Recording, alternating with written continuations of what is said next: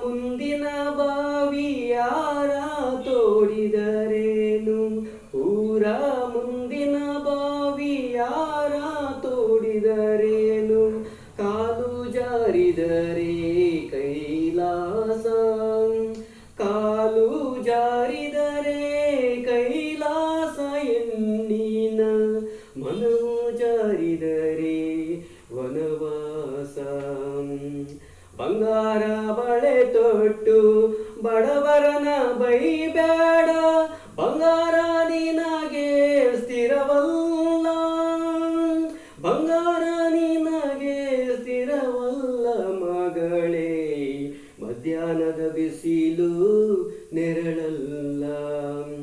ಊರ ಮುಂದಿನ ಬಾವಿ ಯಾರ ತೋಡಿದರೇನು, ಕಾಲು ಜಾರಿದರೆ ಕೈಲಾಸ.